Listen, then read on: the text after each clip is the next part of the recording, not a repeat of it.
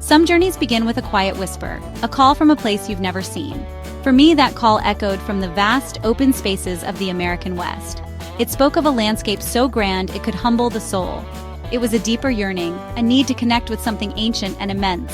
The horizon seemed to hold a promise of discovery. The call of the horizon was a call to break free from those walls. It was an invitation to feel small, to stand before the majesty of nature, the Grand Canyon. It was an icon, a symbol of nature's artistry. This was to be a pilgrimage to one of the Earth's greatest cathedrals. The Grand Canyon. Before I ever saw it, it existed as a powerful landscape in my imagination. It was a collage of images pieced together from magazines and old Western movies, a chasm so deep it seemed otherworldly. I imagined standing on the rim, looking out over an abyss that defied logic. How could something so immense be real? I pictured layers of rock telling stories of time, each stripe of color representing millions of years of Earth's history. The anticipation of seeing this place was a feeling all its own, a mix of excitement and a little bit of fear. The canyon in my mind was perfect, untouched. The real canyon was an unknown, waiting to reveal itself. Soon I would see if the stone was as I had dreamed it. Adventure is a word we use often, but what does it truly mean? For me, it is the deliberate choice to embrace the unknown. Answering the call to journey to the Grand Canyon was my yes. The whispers of adventure had been there for a long time, soft and easy to ignore. But this time, the whisper grew into a clear, undeniable voice. It was time to go. The world seemed to transform around me. A simple map became a treasure chart, with the Grand Canyon marked as the final prize. The call to adventure changes your perspective. I was preparing, planning, and dreaming of the road ahead. This journey was already happening, long before I packed my bags. This call was not about escaping my life, but about enriching it. It was about adding a new chapter, one filled with wide-open spaces and profound experiences. It is about testing your own limits and discovering your own resilience. The greatest part of any journey is the unknown. It fills the space between plans and reality with a unique thrill. As I prepared for my endless journey to the Grand Canyon, this feeling was my constant companion. I knew that the real adventure would happen in the unplanned moments. The unknown is where growth happens. We adapt, become resourceful, and trust our instincts. These are the moments that define a journey and turn it into a memorable story. The thrill of the unknown was the promise that this journey would change me in ways I could not yet imagine. Each day on the road would bring a new world. Ultimately, the biggest unknown was the Grand Canyon itself. This thrill of the unknown was the engine of my journey.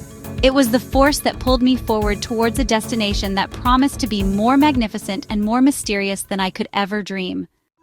The day finally arrives, the morning of departure. There is a special kind of light today. The car is packed, the final checks are done. For weeks, this moment has been a distant point. Now, it is here. The feeling is a strange mix of relief and nervousness. The planning is over. The time for doing has begun. The key turns in the ignition and the engine hums to life. It sounds like the start of everything. That first mile is the most important. As I pull away from the familiar curb, a threshold is crossed. I am someone who is on a journey. The world outside the car window looks the same, but I am seeing it with new eyes. This physical act of leaving is profound. It is a tangible first step into the great unknown. The first few hours on the road are a time of transition. My focus shifts from the rearview mirror to the endless ribbon of road. This is it. The journey has begun. The endless sky is my roof, and the horizon is my guide. Ahead lies thousands of miles of road. Ahead lies the Grand Canyon, waiting for me. The hum of the tires, the feeling of freedom, and the joy of a journey underway. The first step has been taken. The journey begins long before the car engine starts. Packing isn't just about clothes. It's about preparing your mind for adventure. I set up a corner in my home as a command center, gathering maps, gear, and lists. Each item packed was a promise to be ready, safe, and open to the unexpected. This ritual transformed a dream into a mission, marking the true start of my adventure. There's magic in unfolding a paper map.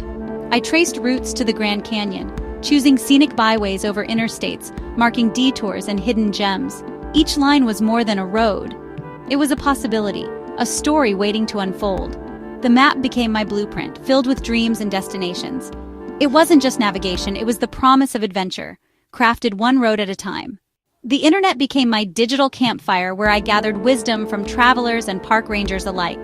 I learned the canyon's secrets, its rims, weather, and the need for preparation. Official sites and personal stories taught me how to respect and protect this fragile place. Research armed me with knowledge and deepened my anticipation. Each fact and story fueled my sense of wonder for the journey ahead. The right gear turns a dream into reality. I chose sturdy boots, a reliable backpack, and essentials like water, first aid, and a camera. Each item was selected with care, balancing necessity and simplicity. As I packed, I felt empowered, ready to face the canyon's challenges. My tools weren't just equipment, they were promises of the experiences to come. To truly see the Grand Canyon, I had to understand its story. I learned about its ancient rock layers, each a chapter in Earth's history. This knowledge transformed the canyon from a pretty view into a living library. Standing on the rim, I'd see not just beauty, but the passage of time itself. The canyon's layers offered perspective, humbling and inspiring all at once. The real wisdom came from fellow travelers sharing their stories online. Their tips about boots, trails, and hidden diners became part of my plan. Their awe and excitement were contagious, fueling my own anticipation. I felt mentored by a community of adventurers, each offering a piece of the puzzle. Their stories confirmed this journey would be transformative, not just a trip. Looking at the Grand Canyon from the rim is one thing. Journeying into its depths is another thing entirely. I wanted to experience the canyon from below the rim. This required the most care and attention. Hiking into the inner canyon is a serious undertaking, with steep trails and extreme temperature changes. The Park Service has a saying, "Going down is optional. Coming up is mandatory." I began to plan a safe and achievable day hike. My research focused on the Bright Angel Trail and the South Kaibab Trail. I decided on a conservative plan, a hike down the Bright Angel Trail to the first Resthouse. I made a specific checklist for my day pack for this hike: extra water, salty snacks, and a first aid kit. Planning this inner canyon experience was the pinnacle of my preparation and gave me the confidence to look forward to this part of the journey. In the final week before departure, the energy in my home shifted. The slow, methodical planning gave way to a flurry of focused activity. This was the final countdown, a time for pulling all the threads of preparation together into a cohesive whole. I began by organizing my documents. I printed out motel reservations, my park entrance pass, and the maps I had so carefully marked. I created a small folder that held everything, a single organized packet that would be my trip's Bible. This simple act of printing and organizing made the journey feel imminent and incredibly real. The symphony of last-minute details continued with the car. It was my vessel for this pilgrimage, and its health was critical. I took it for a full service, an oil change, tire pressure check, and fluid top-up. I cleaned it inside and out, creating a calm and orderly space for the long hours I would spend within it. I curated my road trip playlists, a mix of old favorites and new music that I hoped would become the soundtrack to my adventure. I also packed a small cooler with water and snacks for the first leg of the drive, ensuring I could just get on the road without any immediate stops. Then came the final packing. Using the lists I had been refining for weeks, I methodically placed each item into my suitcase and backpack. Clothes were rolled tightly to save space. Toiletries were double-bagged to prevent leaks. My camera gear was carefully padded and placed in its bag. As I checked off each item, a sense of calm satisfaction washed over me. The preparation was complete. I had done everything I could to set myself up for a successful and enjoyable journey. There was nothing left to do but wait for the morning to arrive. On the last night, I did one final walkthrough. I checked the locks on the doors, watered the plants, and laid out my clothes for the morning. The house was quiet. My packed bags stood by the door like patient companions, ready for the adventure.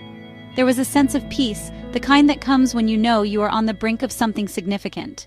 The planning, the research, the packing, it was all part of the journey's first act. Now, the curtain was about to rise on the second act, the open road, the changing landscapes, and the endless journey to the Grand Canyon. The moment the car merges onto the highway is a significant commitment to the journey. Familiar streets recede in the rearview mirror. Anxieties fade as the open road takes over. The landscape shifts to something completely new. I'm no longer just leaving, I'm heading towards a new destination. It's like shedding a skin, becoming someone new. This is a liminal space of pure potential. The final tether breaks with the first fuel stop in an unfamiliar town. It's exhilarating independence, The endless journey has truly begun. After several hours, the act of driving transforms.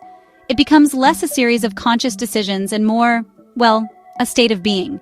This is the highway hypnosis, that sort of trance-like state where the mind is both relaxed and alert. The world streams by in a blur of color and motion, and my thoughts are free to wander. The endless ribbon of asphalt unwinds, pulling me deeper into the heart of the country. Time becomes fluid, measured not in hours and minutes, but in albums played, podcasts finished, and the slow, steady arc of the sun across the wide sky. It's a peaceful, meditative state. The car becomes my sanctuary, a self-contained world moving through the larger one. Inside, I have my music, my thoughts, and, of course, my thermos of coffee. Outside, the landscape is a constantly changing film projected onto my windshield.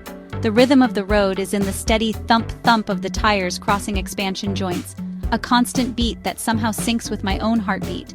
In this state, I feel a deep connection to all the travelers who have ever made a long journey like this one. All the souls who have followed a line on a map in search of something more. This hypnotic state allows for a different kind of thinking. Freed from the distractions of daily life, my mind can explore bigger ideas. I find myself thinking about the sheer scale of the country, the lives being lived in the houses I pass, the history that's unfolded on this very land. The long, empty stretches of road aren't boring. They're opportunities for introspection. They're a space to process, to dream, and to simply be. The constant forward motion feels like progress, not just geographically, but personally. I'm moving towards the canyon, but I'm also moving towards a new version of myself. Breaking out of the hypnosis for a moment, I become aware of the details again. The hawk circling high above a field, the intricate design of a bridge, the way the light filters through the clouds. Then, I settle back into the rhythm, the steady pace of the journey. This is, honestly, the essence of the road trip experience. Long periods of meditative flow, punctuated by moments of sharp, beautiful clarity. It's a dance between the inner world of my thoughts and the outer world of the ever-changing scenery, a kind of perfect harmony found on the endless ribbon of the road. The greatest joy of a cross-country road trip is watching the world transform. The transition to the Great Plains is a dramatic crescendo. Suddenly, the world is all horizontal lines. This is a humbling and awe-inspiring part of the journey. The flat plains give way to rolling hills, then to dramatic mesas and buttes. The color palette changes dramatically to reds, oranges, and purples. This is the beginning of the Southwest, a landscape that feels ancient and a little alien. Each change in the landscape elicits a new emotional response. The anticipation for the Grand Canyon builds. The long stretches of highway are punctuated by welcome oases, the small towns that dot the American landscape. These towns are more than just places to refuel the car and grab a quick bite. They are living museums, each with its own unique character and history. Pulling off the main road and driving down a quiet main street feels like stepping back in time. The architecture is often a mix of styles from different eras, a testament to the town's booms and busts. A grand old courthouse might stand next to a humble brick storefront, each building with a story to tell. I make a point to stop in at least one such town each day. I park the car and simply walk, with no destination in mind. This is where the real texture of the journey is found. I notice the details, the faded paint on an old advertisement on the side of a building, the sound of a screen door slamming shut, the friendly wave from someone sitting on their porch. These are the moments of connection, the brief glimpses into the lives of the people who call this place home. It is a powerful antidote to the isolation of the long hours spent inside the car. These small towns are the keepers of local culture. In the town square, I might find a monument dedicated to local veterans. The cafe on the corner might have a bulletin board covered in flyers for a high school football game or a community bake sale. These are the things that bind a community together, the small rituals and traditions that give a place its soul. By stopping and observing, I feel like I am getting a more authentic sense of the country than I ever could by just sticking to the interstate highways and chain restaurants. These towns are the heart of America. Each stop is a brief but memorable chapter in the larger story of my journey. I might only be there for an hour, but the impression the town leaves on me is lasting. It becomes a name on the map that now has a face, a feeling, a memory attached to it. These oases in the vastness are essential. They break up the monotony of the drive, provide moments of human connection, and add layers of richness and depth to the unfolding adventure. They are a reminder that the journey is not just about the destination, but about all the wonderful, surprising places in between. There is no better place to get a feel for a small town than its local diner. These establishments are the social hubs, the community living rooms where people gather to eat, talk, and connect. I make it a mission to avoid fast food chains and seek out these local gems. The moment I walk in, I am greeted by the comforting sounds and smells of a classic diner, the sizzle of bacon on the griddle, the clatter of ceramic mugs, the low hum of conversation, and the rich aroma of brewing coffee. The decor is often a charmingly eclectic mix of vinyl booths, chrome fixtures, and local memorabilia. I always choose to sit at the counter if there is a spot. This is the best seat in the house, offering a front-row view of the diner's choreography. I watch the short-order cook work with an efficient, practiced grace, flipping pancakes and plating up orders with incredible speed. The waitresses move with a friendly confidence, refilling coffee cups without being asked and trading jokes with the regulars. By sitting at the counter, I am not just a customer. I am a temporary part of the scene, an observer of the daily ebb and flow of small-town life. The menu itself is a document of local taste. It is filled with honest, unpretentious food-hearty breakfasts, classic sandwiches, and daily specials like meatloaf or chicken fried steak. I always ask the waitress for her recommendation, a simple question that often opens the door to a friendly conversation. I learn about the town, the people, and the best pie they have on offer that day. The food is always comforting and satisfying, a warm, hearty meal that provides the perfect fuel for the next leg of the journey. It is a taste of home, even when I am 1,000 miles away from my own. These diner chronicles become a cherished part of my travel log. I jot down the names of the diners, what I ate, and any memorable conversations I had. In the Bluebird Cafe in rural Kansas, I discussed the weather with a farmer. At Mel's Drive-In in Nebraska, I learned about the local high school's championship-winning basketball team. These meals are about so much more than just food. They are moments of authentic connection, a way to taste the local flavor in every sense of the word, and a vital part of my unfolding adventure across the country. As the sun begins to dip towards the horizon, my focus shifts to finding a place to rest for the night. Just as I seek out local diners, I am drawn to the classic independent motels that line the old highways. These are not the generic cookie-cutter chain hotels found at every interstate exit. These motels have character. They are often family-run businesses with unique, quirky neon signs that glow invitingly in the twilight. Finding a good one feels like discovering a hidden treasure, a safe harbor after a long day of navigating the open road. The ritual of checking into a motel is a comforting one. The jingle of the bell on the office door, the friendly chat with the owner, the feel of a real metal key in my hand instead of a plastic card. The rooms are simple and clean, furnished with sturdy, no-nonsense furniture. There is an honesty to them. They are not trying to be luxurious or trendy. They are simply offering a quiet, comfortable space for a weary traveler to lay their head. I bring my bags in from the car, and for one night this small room becomes my home. These motel moments are sanctuaries of solitude and reflection. After a day of constant motion and sensory input, the quiet of the room is a welcome relief. I spread my map out on the bed, tracing the route I traveled that day and planning the one for tomorrow. I write in my journal, capturing the day's experiences while they are still fresh in my mind. The faint hum of the air conditioner and the distant rumble of a passing truck are the only sounds. It is in these quiet moments that the true scale of the journey sinks in. I am alone, but not lonely, content in my temporary refuge. In the morning, I wake up refreshed, ready to face another day of driving. The simple act of making a cup of coffee with the in-room machine is a small ritual that starts the day right. I pack my bags, return the key to the office with a grateful thank you, and get back on the road. These motels are more than just a place to sleep. They are integral to the rhythm of the road trip, providing essential moments of rest, reflection, and renewal. They are the quiet, unassuming anchors that hold the long, adventurous days together. On a long journey, you quickly learn that you are part of a silent, moving community. There is a shared language on the road, a set of unwritten rules and subtle gestures that connect all travelers. It is the simple wave to a truck driver who lets you merge, the flash of headlights to warn of a hazard ahead, or the nod of acknowledgement to another driver with out-of-state plates at a remote gas station. These small interactions create a sense of camaraderie, a feeling that we are all in this together, navigating the same vast spaces. At rest stops and scenic overlooks, these silent connections sometimes blossom into brief conversations.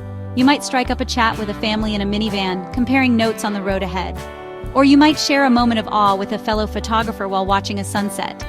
These conversations are usually short and simple, focused on the shared experience of the journey. Where are you headed? Where are you coming from? These are the standard greetings in the traveler's language. There is an immediate understanding, a bond forged by the common purpose of exploration. I meet a retired couple from Florida in a massive RV who are spending a year seeing every national park. They offer me a cold drink and tell me stories from their months on the road. I meet a young backpacker from Germany at a diner who is hitchhiking his way across the country on a shoestring budget. His eyes are wide with wonder at the scale of America. Each encounter is a reminder that there are countless ways to journey, countless stories unfolding on these same highways. These people add color and perspective to my own adventure, enriching it with their experiences. These encounters are fleeting but meaningful. You may never see these people again, but for a brief moment, your paths have crossed, and you have shared a piece of your journey with each other. This is the social fabric of the road. It is a community of nomads, of seekers, of people drawn to the horizon. The language of the road is one of mutual respect and shared curiosity. It is a reminder that even in the vast, empty landscapes, you are never truly alone. There is always another traveler just around the bend, part of the same grand, unfolding adventure. There is nothing quite like a sunset over the great open plains. As the day's drive winds down, the sun begins its slow descent, and the world prepares for a spectacular show. With no mountains or tall buildings to obstruct the view, the sky becomes an immense 360-degree canvas. The light softens, turning from harsh midday white to a warm liquid gold. The long shadows of the car stretch out before me on the asphalt, and the entire landscape seems to hold its breath in anticipation of the coming spectacle. This is a moment I look forward to every single day on the road. I find a safe place to pull over, a small turnout or a quiet country lane, to witness the event without the distraction of driving. I get out of the car, lean against the hood, and just watch. The colors begin to deepen, from pale yellow to fiery orange and vibrant pink. The clouds, which were white and fluffy just an hour ago, are now painted with brilliant hues, looking like brushstrokes from a master artist. The sheer scale and beauty of it are overwhelming. It is a profoundly moving experience, a daily gift from nature that makes all the long hours of driving worthwhile. The silence of the plains at sunset is absolute. The daytime sounds of insects and birds fade away, replaced by a deep, resonant quiet. In this stillness, watching the sky transform, I feel a profound sense of peace and gratitude. It is a time for reflection, a moment to think about the day that has passed and the journey that still lies ahead. The beauty of the sunset feels like a promise, a reassurance that I am on the right path. It is a spectacular closing ceremony for the day's adventure and a hopeful prelude to the night's rest and the next day's beginning. As the last sliver of sun disappears below the horizon, the colors begin to fade into deep purples and blues. The first stars start to appear in the darkening sky. The show is over, but its impact lingers. I get back in the car, my spirit renewed and my heart full. These sunsets are not just pretty views. They are powerful, almost spiritual experiences. They are the punctuation marks at the end of each day's sentence, moments of pure, unadulterated beauty that become etched in my memory as some of the most cherished highlights of my endless journey. There is a distinct moment when you know you have entered the desert. It is not just a change in the scenery, but a change in the very atmosphere. The air becomes drier, the sunlight more intense. The greens of the plains finally surrender completely to the stark, powerful beauty of the arid lands. The vegetation changes to hardy, resilient plants like sagebrush, yucca, and eventually the iconic saguaro cacti that stand like silent sentinels on the roadside. It feels like I have crossed a threshold into another world, a land of extremes and incredible resilience. The landscape is both empty and full at the same time. At first glance, it may seem barren, a vast expanse of rock and sand. But as my eyes adjust, I begin to see the incredible detail and variety. The subtle shades of brown, red, and gray in the soil, the intricate shapes of the rock formations carved by eons of wind and water, the surprising tenacity of the plants that manage to thrive in this harsh environment. The desert is not empty, it is a delicate, complex ecosystem that commands respect. Its beauty is subtle, demanding that you slow down and look closely. Driving through the desert feels like a journey through deep time. The geological processes that shape this land are laid bare for all to see. I feel a growing sense of anticipation, as I know this is the environment that gave birth to the Grand Canyon. The red rocks and deep-cut arroyos are a preview of the main event, a geological appetizer for the feast to come. The heat, the vastness, the ancient feeling of the landscape, it all works together to build a sense of reverence. I am entering a sacred space, a place where the power of nature is on full display. The desert's embrace is complete. The car is an air-conditioned bubble, but I can feel the intensity of the world outside. I roll down the window for a moment and am hit by a blast of hot, dry air that smells of dust and creosote. This is a land that is beautifully, unapologetically itself. It is a challenging environment, but also a profoundly beautiful one. As I drive deeper into its heart, I feel like I am being stripped of my own non-essentials, pared down to a simpler, more focused version of myself, ready to finally meet the giant that lies ahead. The final hours of the drive are the most intense as the road climbs onto the Colorado Plateau. I start seeing signs for the Grand Canyon, each one making my heart beat faster. The anticipation is a physical sensation. Now it is just a few turns away. I pass the entrance gate and officially enter the national park. For a few moments, there is no sign of the canyon at all. I follow the signs to Mather Point, the first and most famous viewpoint. The car falls silent. I start walking down the short path towards the rim. The path curves and my heart is pounding. I am about to lay my eyes on the dream that started this endless journey. The true wonder is about to begin. The walk to the canyon rim is filled with anticipation. The path winds through a sparse forest. I can hear the sound of people, a quiet chorus standing before something far greater. I can already feel the canyon's immense presence. I know nothing can prepare me for the reality. The trees begin to thin and the sky opens up. I see the top of a safety railing. People are standing along it, captivated by the unseen spectacle. I finally reach the railing. Then, I open them. Before me is not a landscape. It is the absence of a landscape. It is a breathtaking, terrifying, beautiful void. The journey is over, and the real journey has just begun. My mind struggles to comprehend the scale of what my eyes are seeing. The canyon is not just wide, and it is not just deep. It is a three-dimensional spectacle that defies all familiar points of reference. Down, down, down my eyes travel, trying to find the bottom. But the bottom is lost in shadow, a mysterious, hidden world that hints at the Colorado River. The initial shock is a physical sensation, overwhelmed by the raw sensory input. All the photographs I have seen are pale ghosts compared to this living, breathing reality. I see the distinct layers of rock, now laid out before me in a perfect geological cross-section. This first look is an experience that rewires the brain. It is a profound lesson in humility. Standing there, I am nothing more than a tiny speck. It is a moment of pure, unadulterated awe. After the initial visual shock, I become aware of the sound, or rather the profound lack of it. Here, surrounded by dozens of other people, there is a deep and overwhelming silence. The usual human sounds seem to be absorbed by the immense space. It is a silence that is not empty. It is full. This silence is the true voice of the canyon. It is a sound that predates humanity, composed of immense time. The silence is a symphony of subtle, ancient sounds. It forces me into the present moment, making me aware of nothing but the rock beneath my feet and the immense space before me. The canyon's voice speaks a language of perspective, reminding me of what is truly important. I close my eyes and just listen. In this moment, I feel a deep connection to the earth, a sense of being part of something ancient and eternal.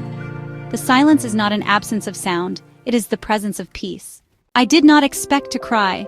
I had anticipated feeling awe, excitement, perhaps even a bit of fear, but I was not prepared for the wellspring of pure emotion that rose up from deep within me.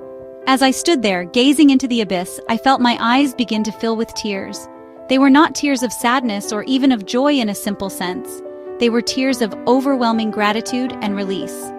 The entire journey, the planning, the dreaming, the long miles on the road had all culminated in this one perfect, powerful moment. The release of that pent-up anticipation was immense. The tears flowed freely, and I did not try to stop them. They were a physical manifestation of the canyon's impact on my soul. It felt as if the sheer beauty and scale of the place had broken down a wall inside me, a wall I did not even know was there. It was a moment of profound vulnerability and connection. In that instant, I was connected to the earth, to the passage of time, and to the shared human experience of being moved by beauty. I looked around and saw other people with glistening eyes, and I knew I was not alone in this feeling. These were also tears of humility. The canyon has a way of putting your own life into perspective. The personal struggles, the anxieties, the triumphs that seem so large in our own minds are rendered small and insignificant by this 2 billion-year-old chasm. To weep before the Grand Canyon is to acknowledge your own fleeting existence in the grand tapestry of time. It is a humbling and strangely comforting experience. It is a reminder that we are part of a much larger story, and our small part in it is both precious and brief. The emotion was a cleansing one, washing away ego and leaving behind a sense of pure wonder. After a few minutes, the tears subsided, leaving me with a feeling of incredible calm and clarity. I felt lighter, as if I had shed a heavy weight. The emotional release was a necessary part of the arrival. It was the canyon's welcome, a powerful baptism into its world. I took a deep, shaky breath and smiled, a genuine smile of someone who has been profoundly touched and changed. The journey had been worth every single mile. The dream had been surpassed by a reality so powerful it brought me to my knees and to my tears. As my emotions settle, my focus sharpens and I begin to truly appreciate the colors. The Grand Canyon is not just red, it is a masterpiece painted with a palette of infinite subtlety and variation. The morning sun, still relatively low in the sky, casts deep, dramatic shadows that create a stunning contrast with the illuminated rock faces. This interplay of light and shadow is constantly shifting, making the canyon feel alive, as if it is breathing. Every passing cloud, every subtle change in the angle of the sun repaints the entire scene before my eyes. It is a dynamic, living work of art. I begin to trace the layers of color with my eyes, remembering the geological map from my research. I see the deep, almost black tones of the ancient Vishnu schist at the very bottom, a foundation of dark mystery. Above it are the rich, rusty reds and purples of the Grand Canyon supergroup and the Supai group, the colors of iron-rich mud and sand. Higher still, I can distinguish the creamy white cliff of the Coconino sandstone, a stark, bright band that stands out against the darker layers. And at the very top, the Kaibab limestone forms a pale, tan-colored rim, the final page in this epic stone library. The colors are not static. They are influenced by the light, the atmosphere, and the distance. The cliffs and buttes closest to me are sharp and vibrant, their reds and oranges almost glowing with intensity. But as I look deeper into the canyon, the colors begin to fade. The distant formations are washed in soft blues and purples, their details softened by the thick air. This atmospheric effect, known as aerial perspective, creates an incredible sense of depth and distance. It makes the canyon feel truly endless, its layers of rock and light receding into a hazy, dreamlike infinity. This spectrum of stone is a feast for the eyes. I find myself just staring, mesmerized by the sheer variety of hues. I notice hints of green where hardy vegetation clings to a ledge, and streaks of black desert varnish staining the cliff faces like giant tears. The canyon is a complex tapestry woven from light, shadow, and mineral. It is a visual symphony that is both powerful and delicate, grand and intimate. I could stand here for an entire lifetime and never tire of watching the light dance across these ancient, colorful walls. For all its feelings of solitude and personal reflection, the Grand Canyon is also a shared experience. Standing on the rim at Mather Point, I am surrounded by people from every corner of the globe. I hear a dozen different languages being spoken, a beautiful and diverse chorus of human awe. There is a young couple taking a selfie, their faces alight with joy. There is a family with small children, the parents patiently trying to explain the scale of what they are seeing to their wide-eyed kids. There is an elderly man sitting quietly on a bench, simply taking it all in. There is a unique and unspoken bond between everyone here. We are all strangers, yet we are all united by this one singular experience. A simple glance and a smile exchanged with another person are enough to convey a world of shared understanding. We are all here for the same reason, to witness something extraordinary, to be humbled by nature's power. In a world that often feels divided, there is a powerful sense of unity in this shared moment of wonder. We have all made our own unique journeys to arrive at this same point, drawn by the same call of the horizon. I watch as a park ranger gives a short, informal talk to a small group. He points out different formations, explains a bit of the geology, and answers questions with a friendly, knowledgeable air. This human element, the desire to learn and to share knowledge, is an important part of the experience. The park is not just a natural wonder, it is a place of education and interpretation. The rangers, the signs, the visitor centers, they all help to deepen our understanding and appreciation of this incredible landscape. They provide context to the raw beauty, helping us to read the stories written in the stone. This shared experience does not diminish my personal connection to the canyon. In fact, it enhances it. It reminds me that the feelings of awe, humility, and wonder are universal human emotions. To see the same look of amazement on the face of a stranger from halfway around the world is a beautiful and affirming thing. It reinforces the idea that we are all connected, not just to the earth, but to each other. We are all part of the same human family, capable of being profoundly moved by the same magnificent spectacle. After absorbing the initial impact at Mather Point, I know I need to move. I need to explore. I begin to walk west along the Rim Trail, a paved path that follows the edge of the canyon. This simple act of walking is transformative. It changes my relationship with the canyon from that of a static observer to an active participant. With every step, the perspective shifts, revealing new angles, new formations, and new hidden depths. The canyon is not a single viewpoint. It is an infinitely complex and ever-changing landscape that unfolds as you move through it. The trail is relatively flat and easy, allowing me to focus my attention on the breathtaking scenery to my left. To my right is the familiar world of pine trees and solid ground. To my left is the abyss, a constant, dizzying reminder of the sheer drop just a few feet away. This contrast is exhilarating. I walk slowly, stopping every few yards to simply gaze out into the void. I find a gnarled old juniper tree growing impossibly close to the edge, its roots clinging tenaciously to the rock. It feels like a kindred spirit, a fellow survivor on the edge of this immense world. This walk is a journey of discovery. Around one bend, I get my first clear view of the bright Angel Trail snaking its way down into the canyon, a thin brown ribbon carved into the cliffs. Seeing it fills me with excitement for the hike I have planned for the next day. It makes the inner canyon feel more real, more accessible. Around another bend, a new butte comes into view, one that was hidden from Mather Point. It is like turning the pages of a giant geological picture book, with each new vista offering a fresh and stunning illustration. Walking the Rim Trail is a meditative experience. The rhythm of my footsteps, the fresh air, the constant, magnificent presence of the canyon beside me, it all combines to create a state of peaceful, focused awareness. I am not thinking about where I am going or where I have been. I am simply present in this moment, on this path, walking along the edge of forever. The trail seems to go on, a thin, man-made line tracing the boundary between the solid world and the sublime emptiness of one of nature's greatest creations. My walk along the Rim Trail takes me from Mather Point towards Yavapai Point, home to a geology museum.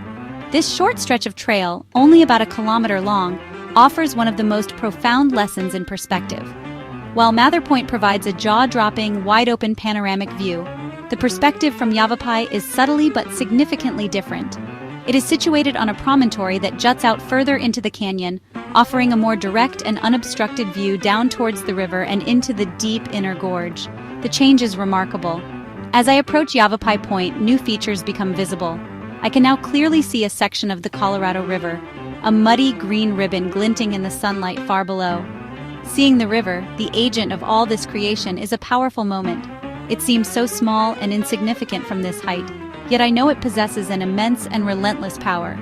I can also see the Bright Angel Canyon, a major tributary, carving its own deep path to meet the main river. The canyon's complex and intricate plumbing is laid bare from this new vantage point. Inside the Yavapai Geology Museum, the experience is deepened further. Large windows face the canyon, and in front of them are detailed models and diagrams that label the formations I am looking at. It is like having a key to unlock the landscape's secrets. I can match the names I learned, like the Zoroaster Temple and the Brahma Schist, to the actual physical buttes and cliffs outside the window. This combination of raw, natural beauty and human interpretation is incredibly satisfying. It connects my intellectual understanding of the canyon with the emotional, visceral experience of seeing it. This short walk between two famous points teaches me a valuable lesson. There is no single, definitive view of the Grand Canyon. Its character and beauty change with every step you take.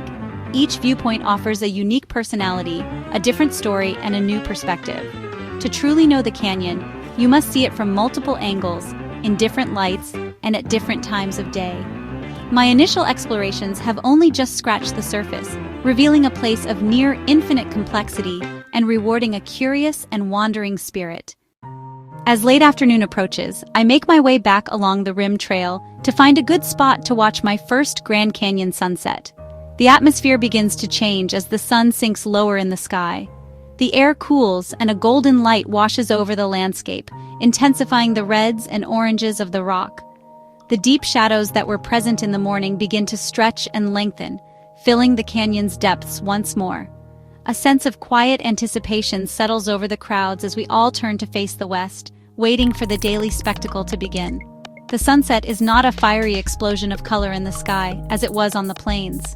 Here, the main event is the light show on the canyon walls. As the sun dips below the horizon, the tops of the buttes and temples catch the last rays of light, glowing with a brilliant, fiery red light that looks almost supernatural. This effect is called alpenglow, and it is breathtaking. The rest of the canyon is cast in a cool purple shadow, creating a stunning contrast between the illuminated peaks and the dark abyss. It is a subtle, elegant, and profoundly beautiful performance. Watching the light fade from the canyon is a deeply peaceful and satisfying way to end my first day. The last glowing embers of red on the highest peaks finally extinguish, and the entire canyon settles into the soft, monochromatic tones of twilight. The first stars begin to appear in the darkening sky. The day is over. I have seen the canyon for the first time. I have felt its power. I have cried, I have walked its edge, and I have learned from its rocks. It has been one of the most emotionally and visually intense days of my entire life. As I walk back to my car in the near darkness, I am filled not with a sense of completion, but with a feeling of profound promise. This was just the beginning.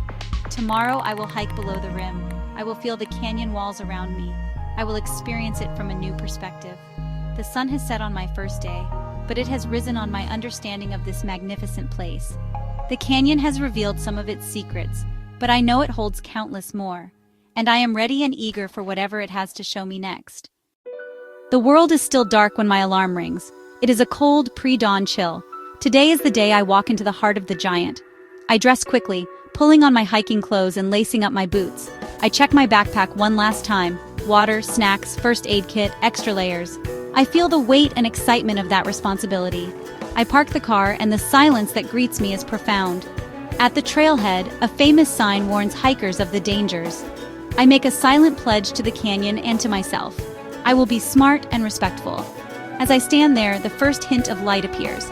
I switch on my headlamp. I take my first step below the rim, venturing into the depths. The Bright Angel Trail's first switchbacks are steep. My headlamp creates dancing shadows. I am in the canyon, enclosed by towering walls. The sun crests the horizon, and the canyon awakens as light flows down the walls. Cliffs transform from blues and purples to reds and oranges. I turn off my headlamp to watch the day being born. The descent continues. I'm grateful for those who maintain this trail, allowing me to experience this extraordinary environment.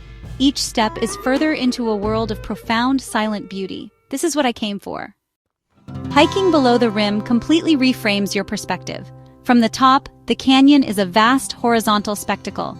From within, it is a vertical world. My gaze is no longer directed outwards across the chasm, but upwards along the towering cliffs that soar towards the sky. The rim, which was my solid ground just an hour ago, is now a distant, jagged line high above me. Seeing it from this angle really reinforces just how far I have descended. The world has literally turned on its side. I feel like I am walking on the wall of a giant room, with the sky as a distant ceiling. This new perspective reveals details that are completely invisible from the top. I can see the texture of the rock up close, the way different layers have eroded at different rates. I notice small caves and overhangs, places where ancient people might have sought shelter. I see the surprising resilience of life. A small, tenacious tree grows out of a tiny crack in a sheer cliff face. A patch of vibrant green moss thrives in a shaded, damp spot. These small details make the canyon feel more intimate, more alive. It is no longer just a grand, abstract vista. It is a complex and living environment. The sounds of the canyon are different down here too. The wind does not just whisper, It funnels through the side canyons, creating strange, mournful sounds and sudden gusts. I can hear the chatter of birds echoing off the rock walls, their calls amplified by the natural acoustics. I even hear the sound of falling rock, a small pebble skittering down a distant slope, a reminder that the canyon is still being actively carved, a work in progress. It is a more immersive sensory experience, a full-body engagement with the landscape that you simply cannot get from the rim. This vertical world also changes my perspective on myself. Surrounded by these immense walls, I feel both small and protected. The canyon shields me from the outside world, creating a sense of solitude and focus. My thoughts become clearer, my concerns simpler. My world is reduced to the trail ahead, the water in my bottle, and the beauty all around me. It is a powerful form of mindfulness, a state of being fully present in the moment. The canyon has a way of stripping away the non-essential, leaving you with a purer, more focused version of yourself. Even in the vastness of the inner canyon, you are not entirely alone. The trail is a shared space, and the encounters you have here are a unique part of the experience. The first people I meet are the mule trains. I step to the uphill side of the trail and watch as the sure-footed animals and their calm, weathered riders pass by. Then there are the other hikers. There is an immediate and unspoken camaraderie among everyone on the trail. We are all part of a temporary community, bound by a shared challenge and a shared love for this place. We ask each other about trail conditions, how far we are going, and if we have seen any wildlife. Each person has their own story, their own reason for being here. Yet we are all connected by the path we walk. It challenges us, it inspires us, and it demands our respect. These are small acts of kindness that build a powerful sense of community. Descending into the canyon, I feel like I am walking back in time. The Bright Angel Trail follows a route used for centuries by native peoples like the Havasupai. I try to imagine what it must have been like for them to live here, not for recreation, but for survival. At one point, I see a faint pictograph, a faded red symbol left by an ancient hand. Who made this mark? What does it mean? It is a whisper from the past, an echo in the stone. The trail also tells the story of miners who sought copper in the late 19th century. Every step I take is on a path laid down by the dreams and sweat of those who came before me. The canyon is not an empty wilderness. It is a cultural landscape filled with stories and spirits. After about an hour and a half of steady descent, I reach my goal, the 1.5-mile Resthouse. It's a simple, 3-sided stone structure built by the Civilian Conservation Corps way back in the 1930s. It offers shade, a place to sit, and during the summer months, there's even a tap for fresh water. Reaching this spot, honestly, feels like a major accomplishment. It's a tangible milestone, a safe harbor in the heart of the giant. I slip off my backpack with a sigh of relief and sit down on a cool stone bench, my legs tired but steady. The feeling of success is warm and, deeply satisfying. I take out my water bottle and a bag of salty nuts, replenishing the energy I've used on the descent. This simple act of resting and refueling feels almost like a sacred ritual. Around me, other hikers are doing the same. We're a small, temporary community gathered in this shady oasis. We share snacks, compare notes on the trail, and talk about the beauty surrounding us. The atmosphere is relaxed and joyful. We've all met the first challenge of our day and earned this moment of rest. The Resthouse is more than just a building. It's a destination, a turning point in the day's journey. From here, the perspective is once again different. I'm now deep enough in the canyon that the rim seems incredibly distant. The scale of the place feels even more immense from this vantage point. I look further down the trail as it continues its winding path into the even deeper parts of the canyon. I can see Indian Garden, another oasis far below, and I feel a little pang of longing to continue, but I remember my pledge. Today, this is my destination. This is my turnaround point. The canyon will be here another day, and a smart hiker knows when to turn back. This moment of rest is also a moment of reflection. I've successfully navigated my way into the canyon's upper reaches. I've felt its verticality, listened to its silence, and touched its ancient stones. The experience has already exceeded all my expectations. The canyon is no longer just a view. It is a feeling, a physical and emotional reality that I've experienced with my whole body. Sitting here in the cool shade, in the heart of this magnificent place, I feel a profound sense of peace and accomplishment, but I know the biggest challenge is still ahead: the climb back up. The journey back up tests your will. Every easy step down is now a lung-burning ascent. I I start slow, focusing on breath. Inhale, step, exhale, step. The sun is higher and the canyon warmer. I stop often, looking back at the changing views. The Resthouse shrinks below. I'm climbing back towards the sky, rewarded by breathtaking beauty. When my legs ache, I remember my pledge. I slow down, drink water, eat trail mix, and focus on the beauty. I break the journey into small goals. Slowly, steadily, I move upwards. The final stretch is difficult, but the rim is closer. I push through, tired but soaring. It's a powerful experience of pushing limits surrounded by spectacular scenery. The final step back onto the rim is a moment of pure triumph. I emerge from the trailhead, blinking in the bright light. I'm back. I look back down into the abyss. To know that I have been down there and returned fills me with an incredible sense of accomplishment. I feel physically exhausted, but spiritually energized. The hike has stripped away all the noise and left me with a quiet, solid sense of self. It's a newfound strength that I'll carry with me. As I walk back towards my car, the world on the rim seems different. I feel like I'm returning from a different country, a secret world that's hidden just below the surface. I carry the dust of the trail on my boots and a new, quiet confidence in my heart.